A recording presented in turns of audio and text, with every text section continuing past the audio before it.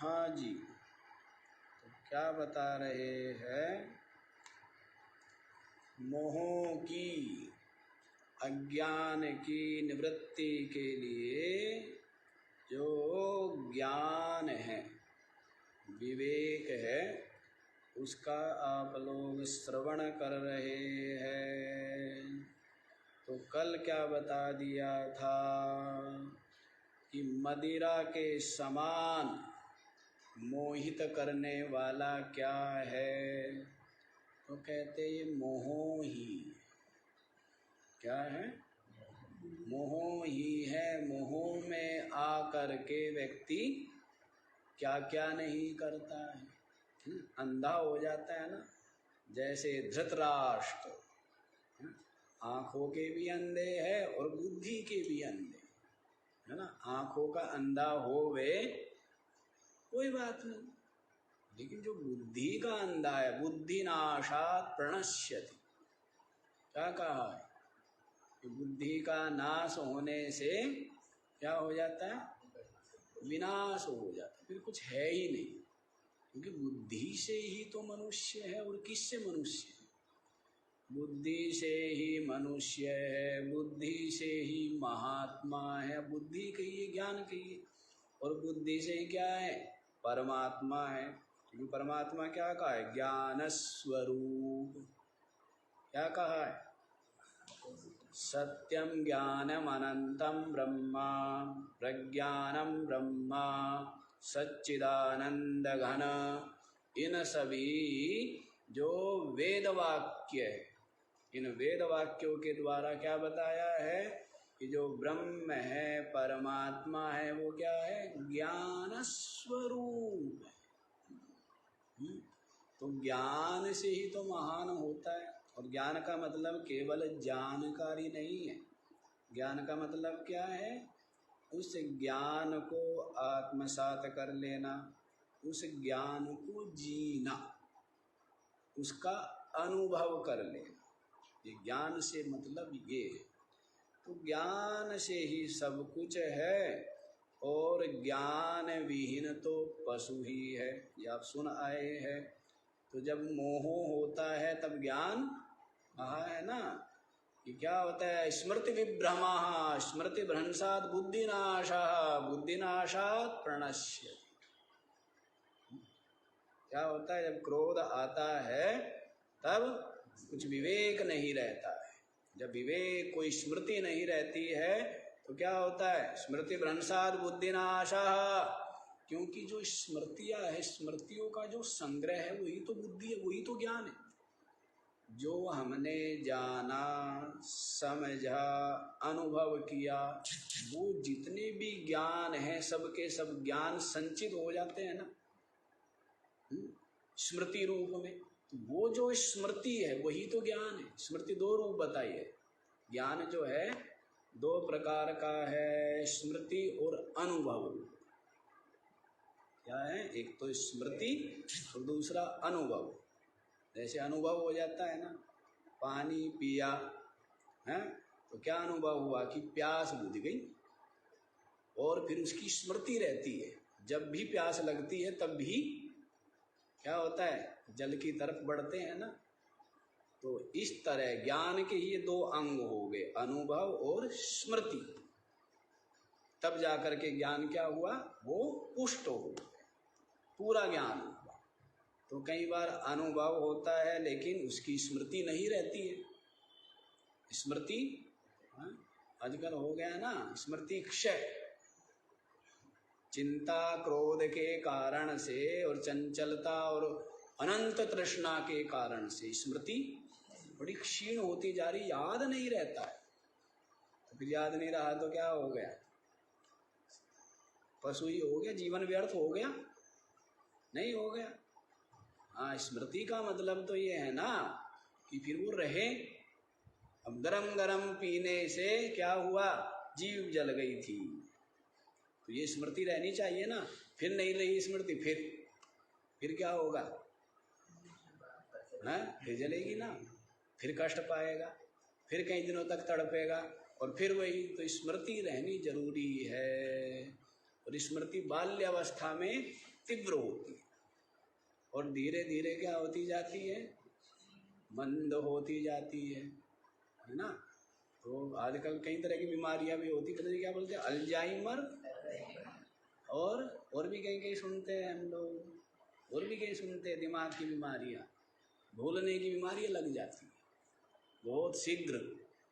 तो वो चंचलता के कारण से है, खोपड़ी में वजन ज़्यादा रख लिया है। और वजन जो है, अब ये शरीर है, ये कोई भी चीज़ है, उसको चाहो तो आप युगों तक काम लो और उसको चाहो तो अभी के अभी युक्ति से चलो तो क्या होगा हैं, और युक्ति से ना चले अधिक वजन रख दे, जिसके ऊपर रखना था वजन 5 किलो रख दिया 50 किलो, क्या होगा? युक्ति से चलता है ना काम। अब बुद्धि के वजन तो धीरे धीरे बढ़ाना था, जैसे विद्यालय में पढ़ाई है ना, तो धीरे धीरे वजन बढ़ाते, वो बुद्धि की एक्सरसाइज है। जैसे शरीर की एक्सरसाइज से शरीर क्या होता है, मजबूत होता है ना, वैसे बुद्धि की एक्सरसाइज से बुद्धि क्या होती है, तेज होती चली जाती है और मजबूत होती चली जाती है। इसलिए पढ़ाई है, धीरे धीरे धीरे धीरे वजन डालते, एक्सरसाइज होती जाती है, उतना ही वो ज्ञानी होता जाता है। एक्सरसाइज है ना बुद्धि की। तो एक्सरसाइज ना करे तो बुद्धि क्या हो जाती है, जड़मती, जंग लग जाता है। क्या लग जाएगा, काम में लेना, और ज़्यादा ही काम में ले ले तो आजकल यही चल रहा है, तो बिल्कुल काम में नहीं रहेंगे, और या फिर हाँ, जो बिल्कुल काम में नहीं लेंगे उनके वाली को क्या लग जाएगा, जंग। और जो ज़्यादा ही काम में लेंगे उनके वाली क्या हो जाएगी, जल्दी घिस घिसा करके। युक्ति से नहीं चल रहा है ना काम, ये तो इतना वजन, चिंता हर समय है, हर समय तृष्णा, इच्छा, इसके कारण से क्रोध, भय, द्वेष, ईर्षा, खत्म हो गई बुद्धि, बुद्धि का नाश हो। और या फिर बिल्कुल आलस्य प्रमाद में पड़े हुए है, हिलना ही नहीं, उनकी बुद्धि भी क्या होगी, उनको भी अल्जाइमर के जल्दी शिकार बनते वो लोग, है ना। ऐसे लोग जल्दी ही क्या होती है, हाँ, भूलने की बीमारियां लग जाती है, काम में लेना चाहिए। इसीलिए काय काव्य शास्त्र विनोदेना कालो गच्छति धीमता।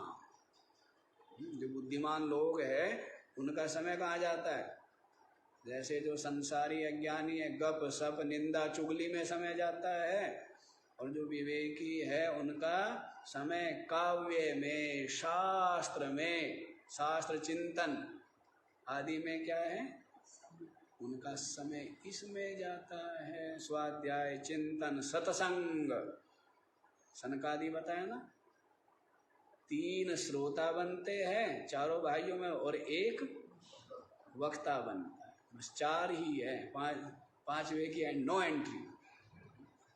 5वें की क्या है, 1 वक्ता और 3 श्रोता। और फिर क्या होता है, सत्संग चलता है, तो उससे चिंतन भी और आत्मनिष्ठा भी है, और सब विवेक भी और स्मृति भी सब पुष्ट बनी रहती है और आनंद बना रहता है। क्या बना रहता है, हाँ? अब मिठाई खाओगे तो क्या आएगा, स्वाद आएगा ना। वैसे ही सत्संग कहेंगे और सत्संग सुनेंगे तो क्या आएगा, आनंद ही आनंद आएगा ना। आनंद ही आनंद बरस रहा बलिहारी ऐसे सतगुरु, आनंद ही आनंद है ना। हाँ, अच्छा जी, तो पुरानी बात चल रही, आगे बढ़ो ना। तो ये बता दिया था, मोह के कारण से बुद्धि नहीं रहती है। मोहांध, जैसे धृतराष्ट्र का बताया, पुत्र के मोह में क्या कर लिया, सर्वनाश और सत्यानाश कर बैठे, है ना। मोह ऐसा ही है, विवेक रहना चाहिए। विवेक कैसे रहे, सत्संग से रहेगा। विवेक कैसे रहेगा, है ना, कि क्या उचित अनुचित, हित अहित, सार असार, सत्य असत्य, धर्म अधर्म, ये सब विवेक इससे रहेगा। कर्तव्य अकर्तव्य का विवेक, तस्मात् शास्त्रम प्रमाणम ते कार्या कार्य व्यवस्थितौ। कौन प्रमाण है? शास्त्र प्रमाण है। क्या करना चाहिए, क्या नहीं करना चाहिए, कौन प्रमाण है? ज्ञात्वा शास्त्र विधानोक्तम कर्म कर्तुम इहार्हसि। अरे शास्त्र के विधान जैसा कहा है उसके अनुसार ही तुम्हें कर्म करना योग्य है, ऐसा योगेश्वर श्री कृष्ण किसको कह रहे हैं? अर्जुन को कह रहे हैं। अच्छा जी, तो अब आप लोग 8वें श्लोक में आ जाइए, अन्यथा पीछे ही आप लोग डूबे रह जाओगे, फंसे रह जाओगे। 8वां श्लोक देखो। पातुं कृणाञ्जलिभिः किममृतं इह युज्यते सदुपदेशः किं गुरुतायः मूलं यदेतदा प्रार्थनं नाम। पातुं कृणाञ्जलिभिः किम अमृतम् इह युज्यते सदुपदेशः किं गुरुतायः मूलं यद एतद् अप्रार्थनं नाम। अप्रार्थनम क्या बोला है? पातुं कर्णांजलि भी किम, कर्ण अंजलि के द्वारा क्या पीना चाहिए? क्या कहा है?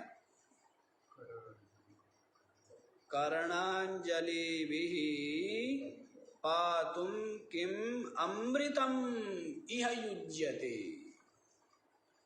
कर्णांजलि के द्वारा कौन सा अमृत पीने योग्य है?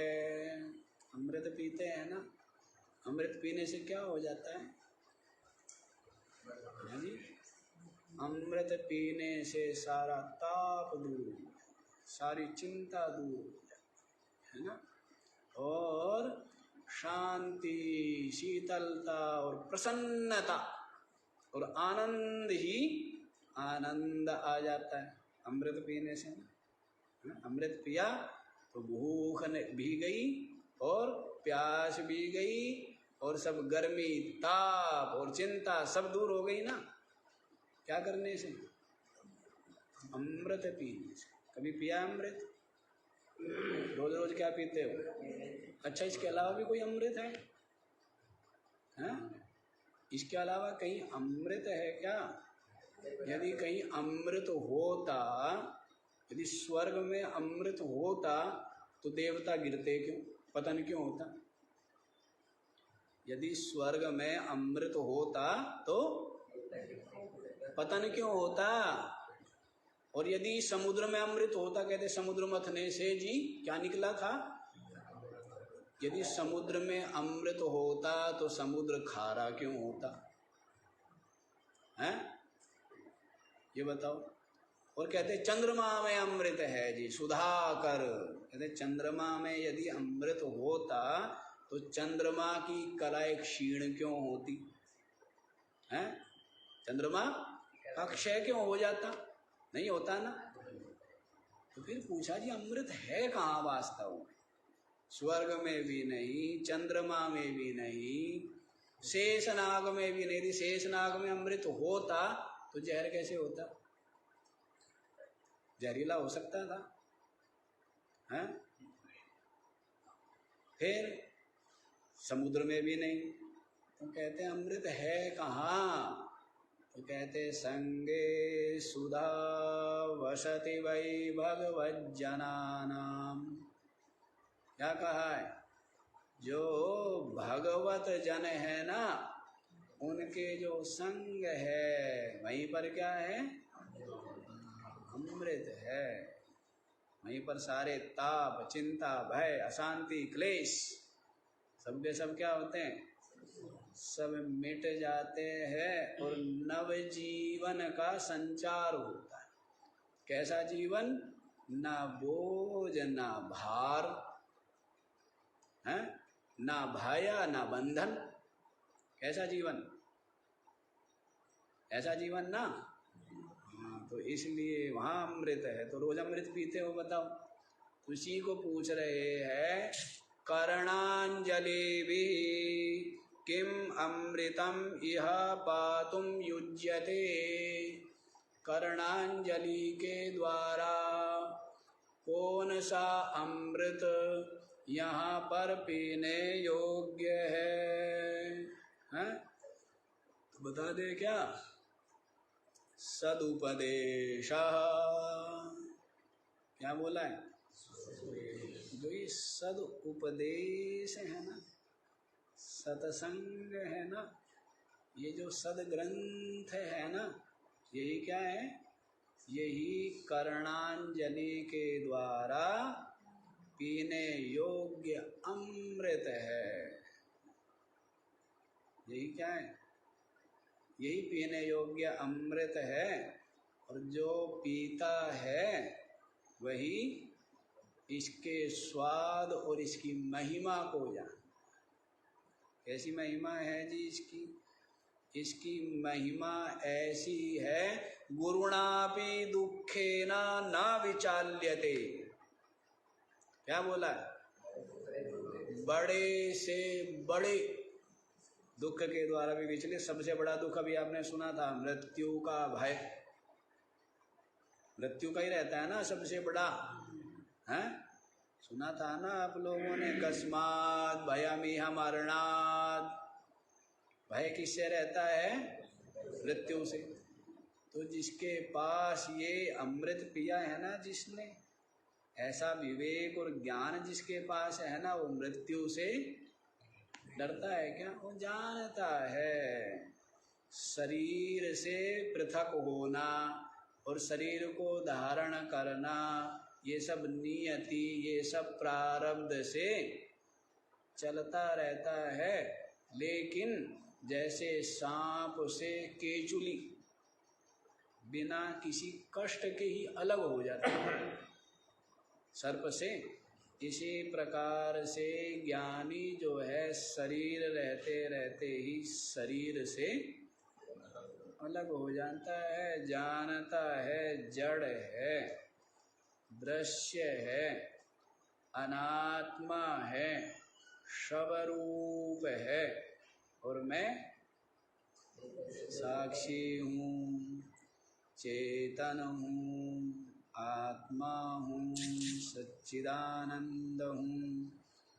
इस प्रकार से जानता है और सदा ही निर्भय रहता है। जैसे परीक्षित का कल आपको बताया ही था, क्या कहा? तक्षक आए डसे, मुझे कोई मृत्यु का या तक्षक का भय नहीं। तू जान लिया है मैं अविनाशी हूँ, कभी मरता नहीं, मैं मरता नहीं। रही बात ये छूटना और ये वियोग होना, ये तो अवश्यम भावी है ही। ये तो क्या है? अवश्यम भावी। तो ये बात है जी। तो इसलिए अमृत पीना चाहिए। और अमृत क्या बताया है? सद उपदेश। जो सद उपदेश सज्जनों द्वारा, संत जनों द्वारा प्राप्त होता है, वही पीने योग्य अमृत है। वही हाँ जी, आगे देखो जी। किम गुरुतायाः मूलम यदेतद् अप्रार्थनम नमः। किम गुरुतायाः मूलम, गुरुता का मूल क्या? ये तो आप लोग सुनाए थे पीछे सुना था ना, प्रश्नोत्तरी में क्या सुना था, है ना? अब श्लोक मेरे को भी स्मरण नहीं हो रहा है, जबकि सारी प्रश्नोत्तरी याद है। पर वहाँ पर क्या कहा था? अयांचा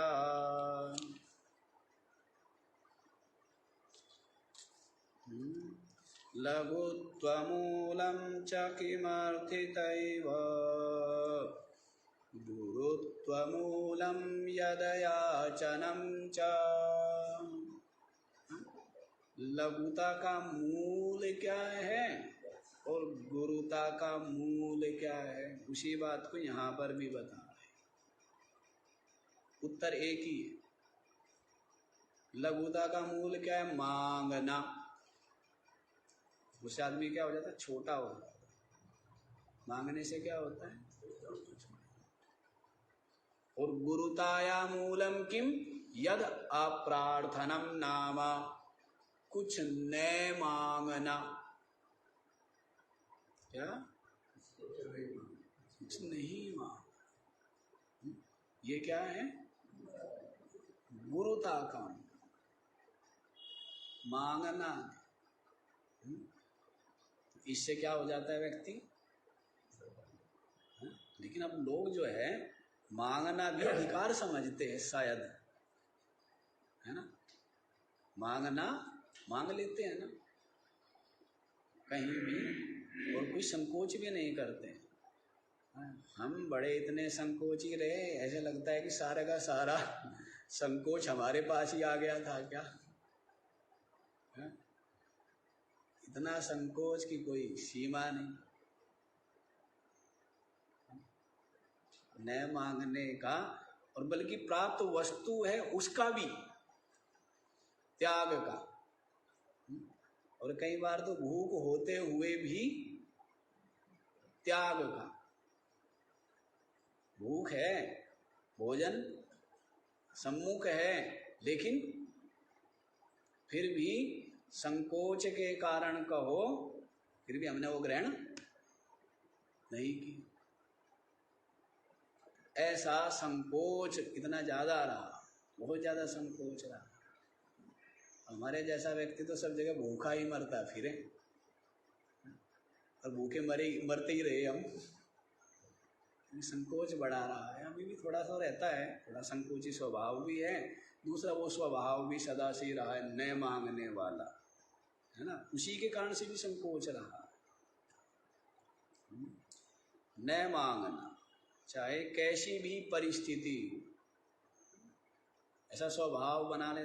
मान लीजिए हमें कोई कमरा देर पंखा ना चलता हो तो हम ये नहीं कहेंगे भाई ये पंखा नहीं चलता। हम क्यों कहे? हम क्यों मांगे? हमें तो भी मांगना लगता है। इतनी आदत खराब है हमारी, तो हमें तो सब कुछ मांगना लगता है। नहीं मांगना, मांगना ही मतलब कहना ही नहीं, कहना नहीं चाहिए। ऐसा संकोची स्वभाव, चाहे अपने ऊपर ही झेल लो, जो झेलना है अपने ऊपर झेल। भूख भी झेलनी हो, प्यास भी झेलनी हो, सर्दी गर्मी जो भी झेलना अपने ऊपर झेल, लेकिन कहो मत। शिकायत नहीं और मांगना, ऐसा एक स्वभाव बन जाता है। तो ये गुरुता का मूल है। इससे क्या होता है? व्यक्ति बड़ा होता है न मांगने से। और जैसे ही मांगा व्यक्ति क्या हो जाता है? कुछ नहीं है, कुछ भी नहीं, इसका कोई अस्तित्व ही नहीं। इसे मांगना नहीं चाहिए। हाँ, यदि चाहते ही हो तो फिर अपने पराक्रम, अपने पुरुषार्थ से उसको अर्जित करो, लेकिन मांगना नहीं। यदि आपको चाहिए तो क्या करो? परिश्रम से, पुरुषार्थ से उसको प्राप्त करो, और मांगना क्यों? ये निश्चय होना चाहिए, दृढ़ता होनी चाहिए, मांगना नहीं। और मांगने की बात तो दूर होवे, अधिकार प्राप्त होते हुए सब कुछ अपने अधिकार में हो और तब भी उस वस्तु को ग्रहण ना करे, ऐसा स्वभाव होना चाहिए। ऐसा स्वभाव होना चाहिए कि सब कुछ आपके अधिकार में है, सबको आप ही दे रहे हैं, लेकिन फिर भी आप उसको आप स्वीकार न करें।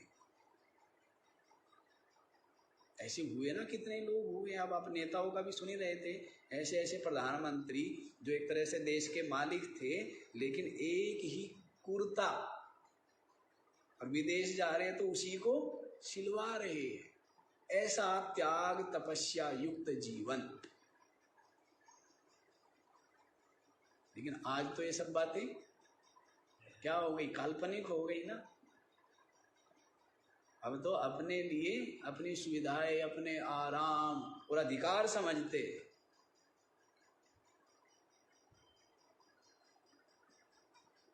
ये तो ऐसा कि अधिकार प्राप्त है, चाहे तो कितना ही प्रयोग कर सकता है, लेकिन फिर भी त्याग तप युक्त जीवन जीना, ऐसे बहुत अधिक लोग नहीं हुए।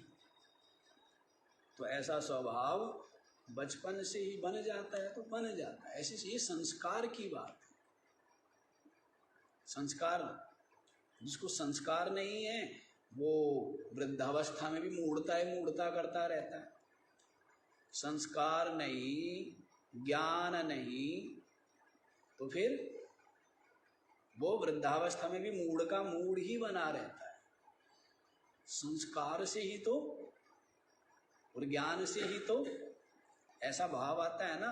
कैसा कि त्याग तपस्या युक्त जीवन जीना है, सुविधा युक्त आरामदायक है ये चीजें। और यदि ये चाहिए भी तो अपना कमाओ, यदि आप मना नहीं करते, लेकिन जो समाज की वस्तु है, देश की वस्तु है, उस पर आपका अधिकार नहीं। आपको चाहिए, कोई मना नहीं करता है, आप पुरुषार्थ कीजिए, और जो आपकी मर्जी हो वो आप भोगिए।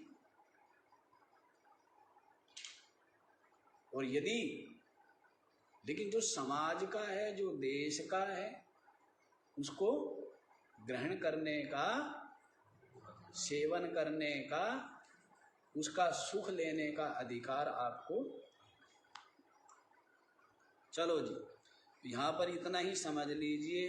अप्रार्थनम, कुछ न मांगना, यही क्या है, यही गुरुता का मूल है। इससे क्या होता है, व्यक्ति बड़ा होता है। इससे क्या होता है, और मांगने से क्या, मांग बताया था ना पीछे भी, मांगन मरण समान है, मत मांगो कोई भीख, मांगन ते मरना भला, यह सतगुरु की सीख। क्या बोला है, दोबारा बोल दो इसको, दोबारा इसलिए कि आपकी बुद्धि में बैठ जाए। मांगन मरण समान, मांगना मरने के बराबर है। पता नहीं औरों के लिए तो पता नहीं, पर हमारे लिए रहा, इसलिए हम कह भी रहे। मांगन मरण समान है, मरना ही है, बस मर ही गए, मांग क्या लिया, मर गए। मत मांगो कोई भीख, मांगो मत किसी से, मांगन ते मरना भला, यह सतगुरु की। अब बताओ, आज के समाज में ये बात अंदर जाएगी क्या, बैठेगी क्या? तो मांगना ही मांगना सीखा है, पुरुषार्थ करना तो सीखा ही नहीं है ना। सरकार ने भी यही सिखाया है कि मांगो और हम तुम्हें क्या देंगे, भीख देंगे। क्या देंगे? सरकार भी यही सिखाती है ना कि मांगो और हम क्या करेंगे, भीख देंगे। सबको चाहिए फ्री फ्री फ्री, क्या आता है उसमें, फ्री होता है ना। सब्जी खरीदे उसके साथ में धनिया फ्री।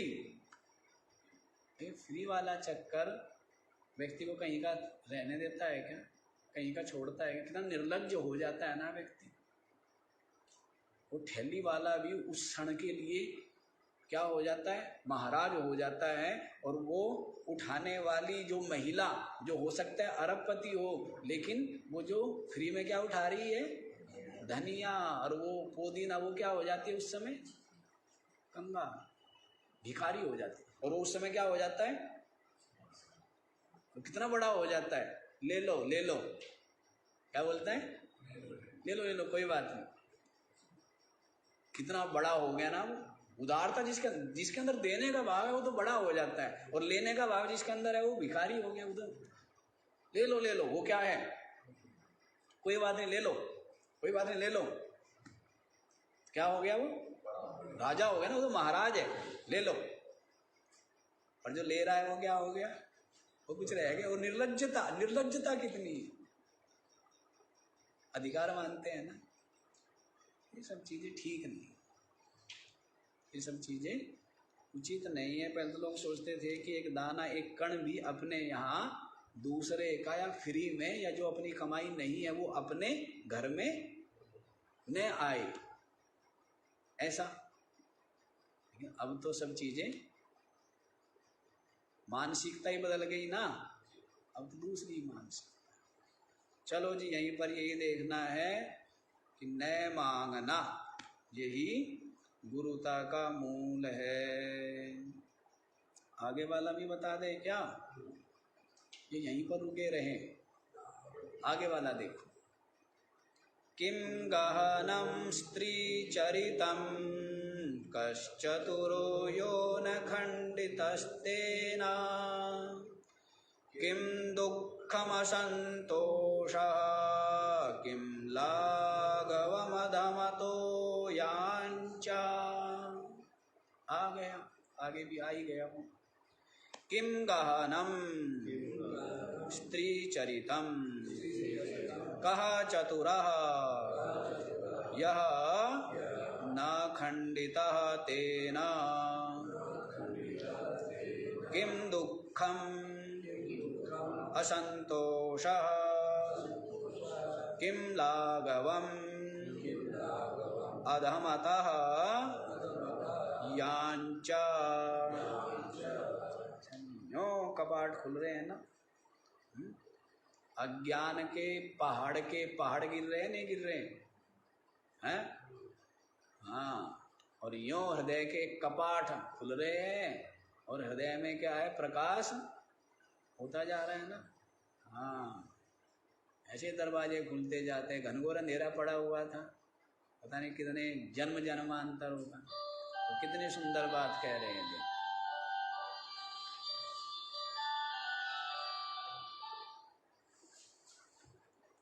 किम गहनम, सबसे अधिक गहन, गंभीर, गहरा क्या है? हंसने लगी माताएं, क्या बोला है? स्त्री चरितम, स्त्री का जो चरित्र है ना वो सबसे गहरा है। कोई समझ नहीं सकता। ऐसा है क्या? इनसे पूछना चाहिए माताओं से, ऐसा ही है। अरे भाई इसको बाहर रख जाओ, बंद कराओ, ये मना है बिल्कुल, हमारी समझ में नहीं आता है, बाहर रखा है उसको। हाँ जी, क्या होता है हम तो जान ही सकते हैं इनसे माताओं से, हम लाभ में है ना, हम पूछ भी लेंगे और ये बता भी देंगी। नहीं, जो स्त्री का चरित्र है वो क्या बताया है? इनको जयप्रकाश जी और को नहीं पता लगेगा, हमें पता लग जाएगा। क्यों इनको थोड़ा बताएंगे, इनको बता के तो फिर सारा अपना सारा भेद थोड़ा खोलेंगी, लेकिन हमें तो बता देंगी ना, हमें बता देंगे ना, माता ही नहीं बताएंगी, हमें तो बता देंगी, पर आदमी को नहीं बताएंगे। अब आप देख लो, तो स्त्री का जो चरित्र है वो बड़ा गहन बताया है। कहा है ना कि देवो न जानाति कुतो मनुष्यः, स्त्री चरित्रम पुरुषस्य भाग्यम देवो न जानाति कुतो मनुष्य। स्त्री का जो चरित्र है वो तो पुरुष का भाग्य है, पता नहीं कैसी मिल जाए। देवो न जानाति, देवता भी नहीं जानते। मनुष्य की तो बात ही छोड़ दो, देवता भी नहीं जानते इनके मन की, इनके मन की। थोड़ा ट्यूशन हमें ज़्यादा मिला हुआ है ना। बूढ़े बूढ़े महात्माओं का ट्यूशन जो है ना, जैसे रामानंद जी थे, सच्चिदानंद जी थे, ये सब लोग थे ना, तो हमें इन सब बातों का ही ट्यूशन, घर गृहस्थी ये सब चीज़ों का ट्यूशन हमें बहुत मिला हुआ है। हम ज़्यादा जानते हैं, क्योंकि उनके पास तो क्या था, अपना अपना था, और हमारे पास क्या है, उनका भी है ना, उन सब का भी है। वहीं बैठ जाएगा उधर ही, उन सब का भी है। तो सारे बूढ़ों ने मिल कर, बूढ़ों ने और बूढ़ियाओं ने, सारों ने मिल मिल के हमें क्या दिया है, हमें ज्ञान दिया। अब ये गृहस्थ लोग जो है ना, हमारे से सीखते थोड़ा है, सिखाते हैं बाबा जी और सीखो, हैं? बाबा जी से कुछ सीखते नहीं, बाबा जी को सिखाते हैं ना। हाँ, अब सिखाते क्या है, जो सीखने की जिसकी इच्छा होती है वो सीख लेता है। कोई किसी को सिखाता नहीं है, कितना ही प्रयास करो, जो सीखना नहीं चाहता उसको कोई सिखा सकता है क्या? और जिसकी सीखने की लगन हो, सीखने की भूख होनी चाहिए। हर जीवन में सदैव क्या होनी चाहिए, विद्यार्थी होना चाहिए। विद्या का अर्थ ही निरंतर चाहने वाला होना चाहिए। व्यक्ति सोचता है बस मैंने तो जान लिया। सीखने की भूख, हम बचपन से इस बात को मंत्र था, क्या होनी चाहिए, सीखने की भूख होनी चाहिए। कुछ ना कुछ सीखे, कुछ ना कुछ समझे, अपने अंदर झांके, अपनी बुराइयां निकाले, कुछ सद्गुण, कुछ अच्छाई, कुछ श्रेष्ठ उसको अपनाए। अवधूत दत्तात्रेय जी महाराज के 24 गुरु, उनको किसी ने सिखाया या उन्होंने सीखा? 24 गुरु सुने हैं ना, किसी ने आकर के उनको बैठा करके भाषण दिया क्या, उपदेश दिया क्या, कान में मंत्र फूका क्या है? सीखा। कबूतर से सीखा, अजगर से सीखा, सर्प से सीखा, बालक से सीखा, वैश्या से सीखा, मकड़ी से, मधुमक्खी से, पृथ्वी से, वायु से, अग्नि से, जल से, आकाश से, सबसे सीखा। 24 गुरु सबसे सीखा ना, किसने सिखाया उनको? जिसको सीखने की लगन होती है ना, भूख होती है। यहाँ तो प्रकृति का कण कण उपदेश दे रहा है, उपदेश लेने वाला चाहिए। प्रकृति का कण कण गुरु है, क्या उपदेश नहीं दे रहा है बताइए? हर चीज उपदेश दे रही है, हर चीज। कुत्ता भी उपदेश दे रहा है, ऐसे करनी मत करना, क्या लाठी खानी पड़े, सब उपदेश दे रहे। उपदेश लेने वाला चाहिए, लेकिन लोगों ने क्या किया हुआ है, आंखें बंद, ये वाली नहीं, इसको तो खोल कर रखते हैं। बुद्धि की आंखें बिल्कुल बंद, सीखना है नहीं, समझना नहीं, विचार करना नहीं, सोचना नहीं, बस ऊपर गर्दन उठा के चलना, और जैसे भी होवे अपने अहंकार और अपनी स्वार्थ की पूर्ति होवे, बस। बाकी कोई चीजों से कोई मतलब है? ऐसा पशुता युक्त जीवन जीते, पशु ही है। मनुष्य की खाल में और है क्या, जिसके जीवन में संस्कार नहीं, ज्ञान नहीं, विवेक नहीं। मनुष्य किस बात का है, पशु ही तो है, हैं? नशे में, विषयों में धसा फंसा पड़ा है, आदमी है वो? कहाँ से आदमी है, हैं? इस तरफ से आदमी है। अब तो सरकारी चाहती है कि सबके सब पशु बन जाए, सब पिया करो, ठीक है ना, घर घर पहुंचा देंगे हम। सरकार क्या कहती है, घर घर पहुंचा देंगे और सबके सब क्या किया करो,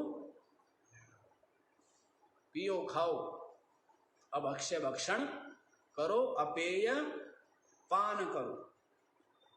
घर पहुंचाएंगे, पहुंचा दिया ना गांव गांव में कि सब के सब क्या बन जाओ, मनुष्य मत रहो, पशु बनो ना। आदमी नहीं बनना है, पशु बन जाओ। नशा करके आदमी रहता है क्या? आदमी रहता है? कहाँ से आदमी रहता है? कहाँ से रहता है? वो पशु ही है, राक्षस असुर ही है। ऐसी ऐसी विचित्र बात है। अच्छा जी, यहीं पर देखो क्या कह रहे हैं। गहन क्या बताया? स्त्री का जो चरित्र है वही बड़ा गहन है। उसके मन की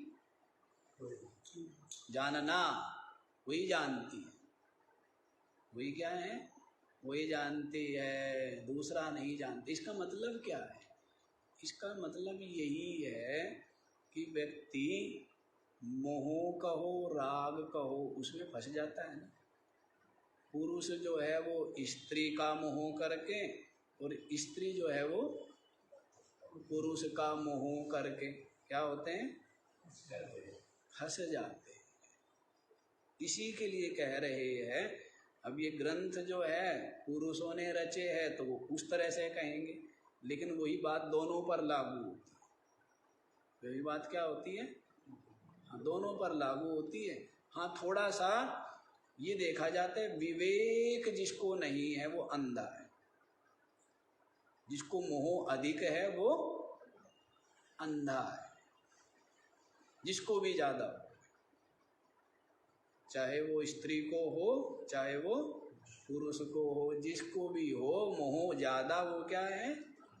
जैसे धृतराष्ट्र का भी बताया ना, पुत्र मोह के कारण से क्या था? बिल्कुल अंधा था। सबको कष्ट दिया और स्वयं भी सत्यानाश कर बैठा। सर्वनाश हो गया, अपने सामने मर गए अपनी संतान, पुत्र मोह के कारण ना।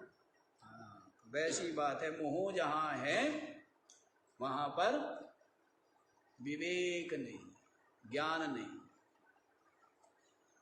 कहा चतुरः यः न खंडितः तेना। चतुर कौन है जी? क्या पूछ रहे हैं? चतुर कौन है? बुद्धिमान कौन है? होशियार कौन है? यः न खंडितः तेना, जो स्त्री के द्वारा, स्त्री चरित्र के द्वारा जिसका चित्त खंडित न होवे, वह क्या है? वह चतुर है। जो उस जाल में ना फंसे, मोह के राग के जाल में जो नहीं फंसा है वह क्या है? वह चतुर है। और जो इस जाल में फंस गया है वह क्या है? अब जाल में जो फंस गया है बेचारा छटपटाता रहेगा। कबूतर जाल में फंस गया क्या होगा? नहीं, छटपटाता रहता है। तो वैसे ही जीवन पर्यंत छटपटाता रहता है जो मोह के जाल में फंस जाता है, निकल नहीं पाता बेचारा।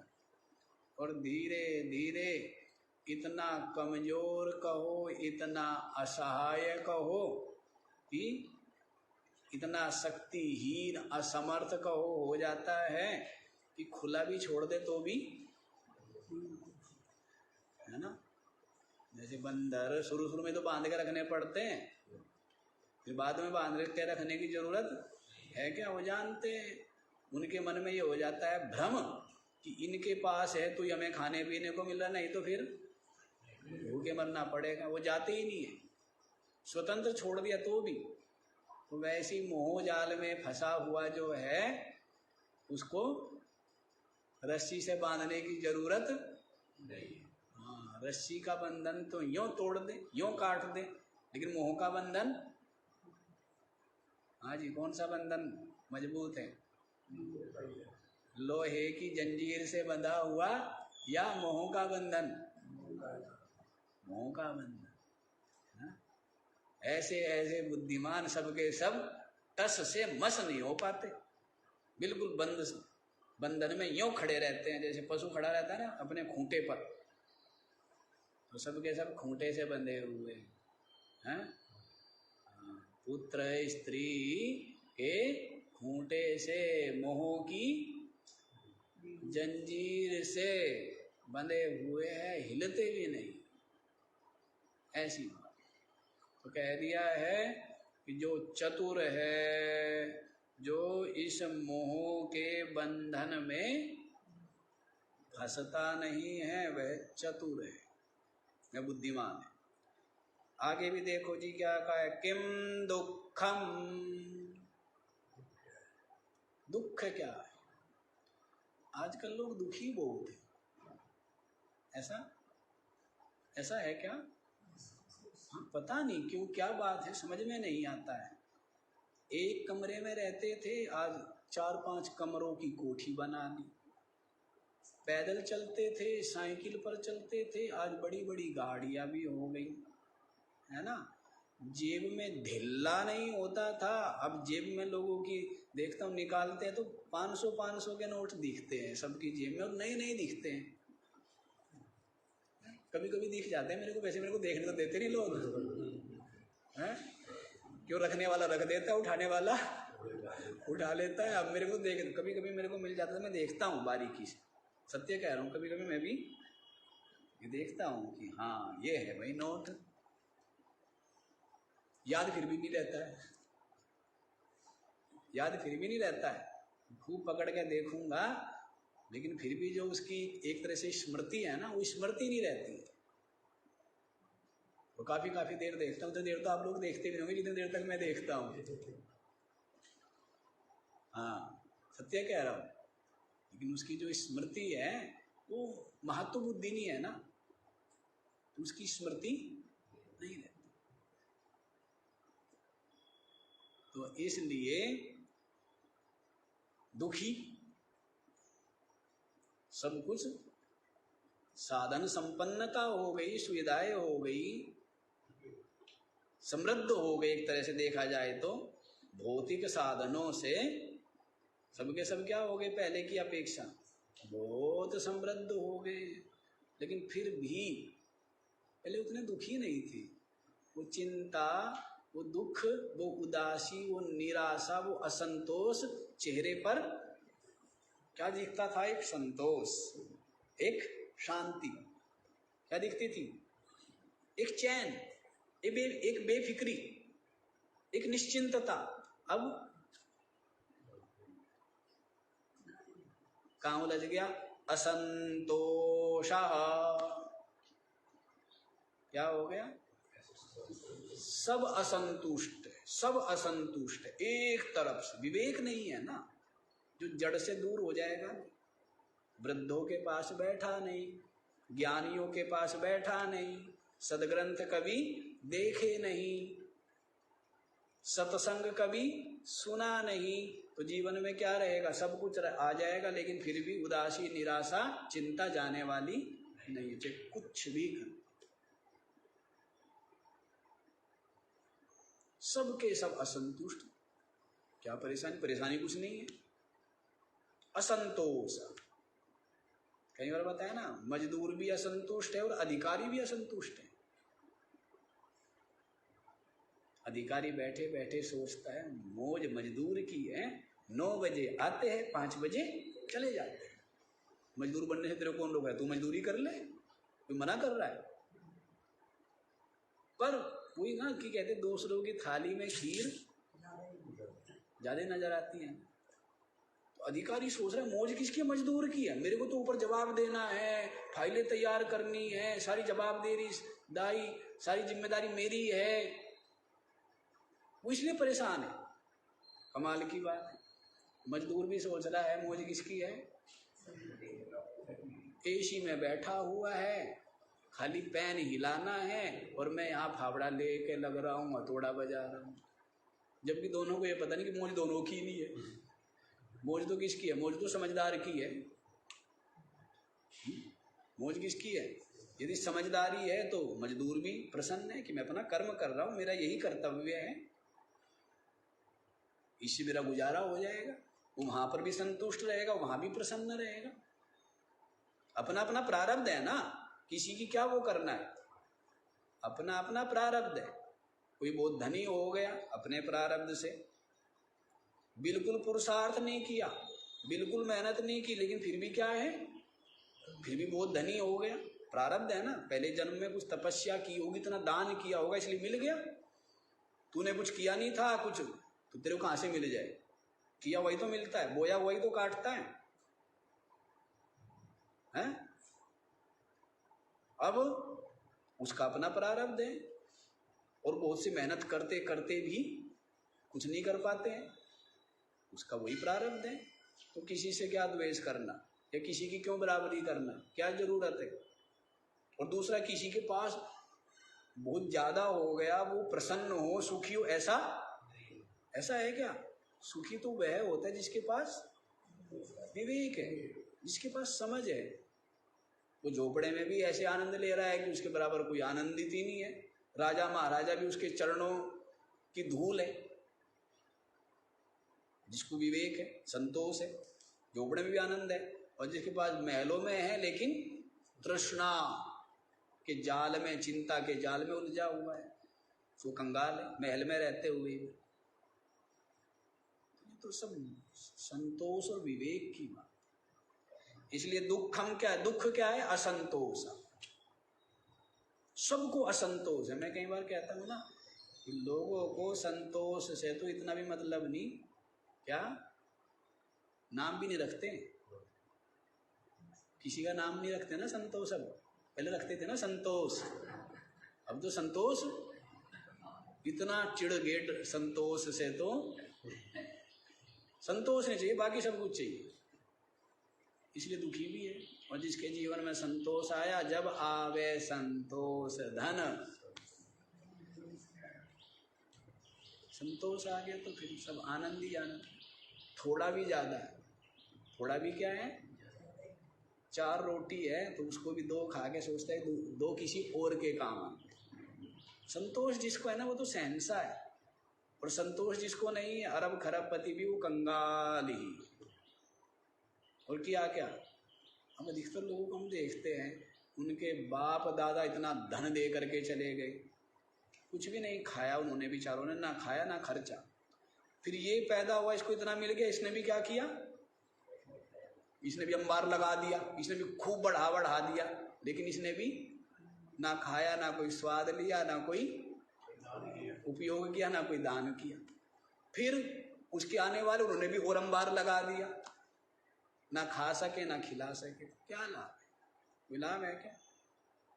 लाभ तो क्या है, खा ले पी ले खर्च ले रे बंदे, यही बात अच्छी, खा भी और खिला, यही समझदारी है ना। हाँ, जोड़ जोड़ के मर जाए तो क्या मतलब है? वो बाद वाले भी, अधिकतर दुनिया की ये स्थिति है, बस केवल प्रसन्न हो रहे, इतना है मेरे पास, इतना है मेरे पास, इतना, बस केवल खुश होने के लिए। बाकी न तेरे बाप के काम आया, ना तेरे दादा के काम आया, ना तेरे काम आया, ना तेरे बच्चों के काम आएगा। बस क्या कर रहे हो, वो यक्ष धन होता है ना, यक्ष धन, वो केवल रखवाली करने के लिए होता है, काम में लेने के लिए नहीं होता है, केवल रखवाली करने के लिए। तो लोगों के पास कौन सा धन है? यक्ष धन है, केवल रखवाली कर रहे, बस टच नहीं कर सकते, काम में नहीं ले सकते। बड़ा आश्चर्य। अच्छा जी, यहीं पर देखो, असंतोष किम लाघवम अधमतः यांचा। लघुता का मूल क्या है? छोटा बनना। किससे? अधमतः यांचा, अधम व्यक्ति से मांगना। क्या बोला है? अधम व्यक्ति से, नीच व्यक्ति से। किससे? नीच, जो पापिष्ट है, ऐसे व्यक्ति से क्या करना? मांगना। यही क्या है? लघुता। अब जो स्वयं भिखारी है उससे क्या मांग?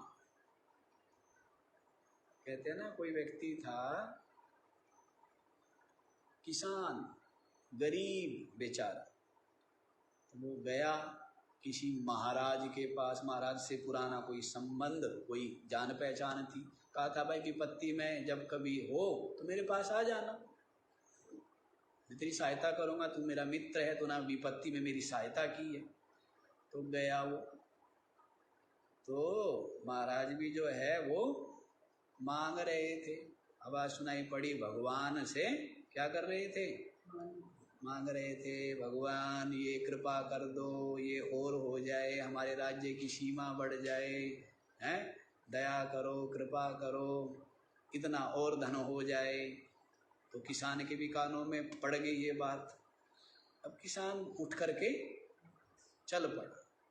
इतने में राजा की प्रार्थना पूरी हो गई। राजा ने कहा भाई कहाँ चले, क्यों आए थे? तो कहने लगे जी बस यूं ही आया था मिलने के लिए, हो गया मेरा काम। तो कहने लगे बात क्या है ये बता। कह जी आया तो हमें मांगने के लिए, हैं, पर मैंने सोचा आप भी मांग ही रहे हो, आप भी भिखारी हो, तो भिखारी से क्या मांगू? हैं, उससे मांगो ना जिससे आप भी मांग रहे हो, जिससे आप मांग रहे हो, मैं भी आपसे क्या मांगू, आप भी भिखारी हो। तो वैसे ही है, भिखारियों से क्या मांगना। लेकिन चल रहा है भिखारियों में लेन देन। क्या चल रहा है? भिखारी भिखारी से मांग रहे, क्या कर रहे भाई, एक दूसरे को दे लो। है, लेन देन चलता है ना, मेरे यहाँ से दाल ले जा और वहां से क्या सब्जी ले आ, क्या चलेगा?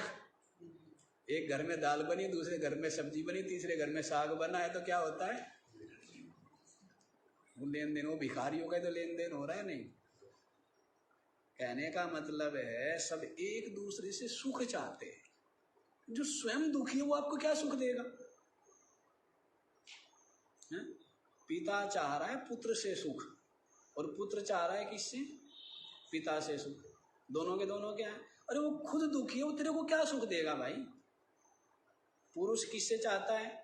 स्त्री से सुख चाहता है, और स्त्री किससे सुख चाहती है? पुरुष से सुख। अरे उसको सुख होता तो वो सुखी ना होता क्या? वो स्वयं दुखी है, वो क्या सुख देगा तेरे को? और दुखी व्यक्ति क्या दे सकता है? जी, दुखी व्यक्ति क्या देगा? सुख देगा, दुख देगा? फिर भिखारी भिखारी से मांग रहे, स्वयं भिखारी है और क्या कर रहा है? दूसरे भिखारी से मांग रहा है। मांगना ही है तो किससे मांगे? मांगना है तो संत महापुरुषों से मांगे, जो परम संतोषी है, जिनको कुछ भी नहीं चाहिए। और क्या मांगे? कि ऐसा ज्ञान, ऐसा विवेक, ऐसी भक्ति, ऐसा संतोष हमें मिले कि जीवन जो है ना प्रसन्नता से और समृद्धि से खिल जाए। मांगना ही है। तो संसारियों से क्या मांगे? है किसी के पास कुछ? एक बार कुछ लोग गए स्वामी राम सुखदास जी महाराज के पास, कहने लगे महाराज इनको कहो लोगों को कि दान देवे गौशाला में, क्योंकि गौशाला में गायों के चारे के लिए धन की कमी हो रही है। तो स्वामी राम सुखदास जी कहने लगे कि मैं भाई किसी से किसी के प्राण कैसे कहूँ कि प्राण दे दो, प्राण कैसे मांगू?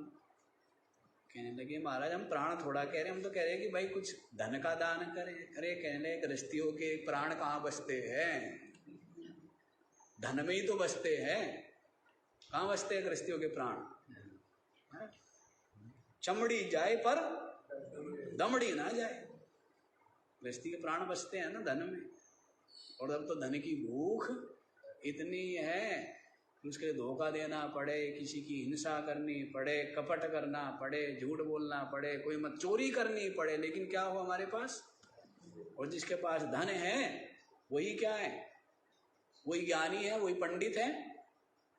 आज के समय में तो क्या है? वही क्या है? सारे सर्वे गुणा कांचनमाश्रयंती ऐसे करके आता है। सबके सब गुण क्या है? सोने के आश्रित है। जिसके पास धन संपत्ति है वही समाज में क्या है, वही कुलीन है, वही ज्ञानी है, वही तपस्वी है, सबका सब जिसके पास क्या हो, ऐसा मानसिकता बना ली है जी। लेकिन वास्तविकता ये नहीं है। वास्तविकता तो ये है जिसके पास त्याग है, तप है, संयम है, संतोष है, विवेक है, वही क्या है, वही समृद्ध है, वही राजाओं का भी राजा है, वही महाराजा है ना, वही महाराजा है। तो आज आप लोग इतना ही रख लीजिए, बाकी का विचार कल हो।